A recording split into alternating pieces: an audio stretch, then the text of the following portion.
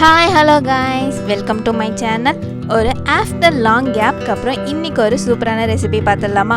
இப்போ இன்ஸ்டாவை திறந்தாலே ட்ரெண்டிங்காக போயிட்டுருக்கு இந்த பூவாழை புட்டு தாங்க பார்க்க போகிறோம்.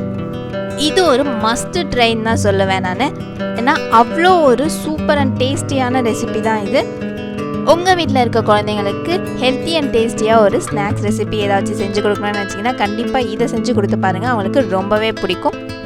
இதை எப்படி செய்கிறதுன்னு பார்க்கலாமா? இதுக்கு முதல்ல ஒரு 5-6 தேங்காய் பத்தை தான் நான் எடுத்திருக்கேன். இது எல்லாத்தையுமே வாஷ் பண்ணிவிட்டு நல்லா துருவி எடுத்து வச்சுக்கோங்க. இதை இந்த அளவுக்கு துருவி வச்சதுக்கப்புறம் இதை ஓரமாக எடுத்து வச்சுருங்க. அதுக்கு அடுத்ததாக 2 நல்லா பழுத்த வாழைப்பழத்தை எடுத்திருக்கேன். இப்போ இதை ஒரு ஃபோக் ஸ்பூன் வச்சு நல்லா மசிச்சு விட்டுக்கிறேன். கொஞ்சம் கூட கட்டிகள் இல்லாமல் நல்லா மசிச்சு விட்டுக்கோங்க. இப்போ பார்த்தீங்கன்னாலே தெரியும் நல்லா எந்த அளவுக்கு குழஞ்சி மசிஞ்சு வந்திருக்குன்னு. இப்போ இதையும் ஓரமாக எடுத்து வச்சிடலாம். இப்போ ஸ்டவ்வில் ஒரு பேன் வச்சுட்டு அதில் 2 டேபிள் ஸ்பூன் அளவுக்கு நெய் சேர்த்துக்கோங்க. நெய் நல்லா உருகி ஹீட் ஆகி வரட்டும். அடுத்ததாக நம்ம ரவை தான் சேர்க்க போகிறோம். நான் இந்த சைஸ் டம்ளரில் 1 டம்ளர் அளவுக்கு ஃபுல்லாக சேர்த்துருக்கேன். ஸ்டவ்வை மீடியம் ஃப்ளேம்லேயே வச்சு இதை வறுக்கணும்.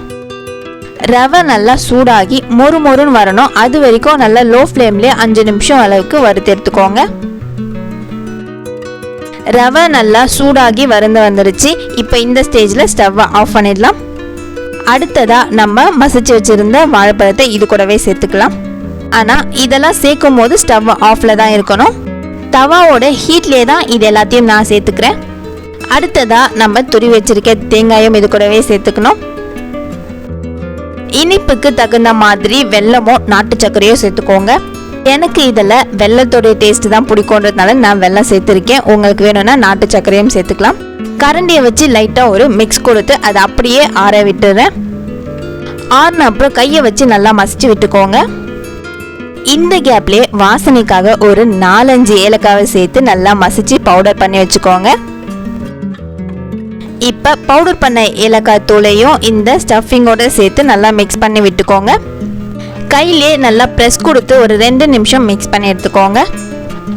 இது நம்மளுக்கு ஒரு பூரணம் மாதிரி நல்லா திரண்டு கிடைச்சிருக்கும். வாழை இலையை இந்த மாதிரி ஷேப்பில் கட் பண்ணி வாஷ் பண்ணி எடுத்து வச்சுருக்கேன். இப்போ ஒரு வாழை இலையை எடுத்துக்கோங்க. அதில் நம்ம ரெடி பண்ணி வச்சுருந்த பூர்ணத்தை ஒரு பால்ஸ் அளவுக்கு எடுத்து அதை சென்டரில் வச்சுக்கோங்க. அதை நல்லா ப்ரெஸ் கொடுத்து இந்த மாதிரி தட்டி விட்டுக்கோங்க. அப்படியே அதை 2ஆக மடித்து லைட்டாக ஒரு ப்ரெஸ் கொடுத்துடலாம். அவ்வளோதான், ரெடி ஆயிடுச்சு. இதே மாதிரி மற்ற எல்லாத்தையும் ரெடி பண்ணி வச்சிடலாம்.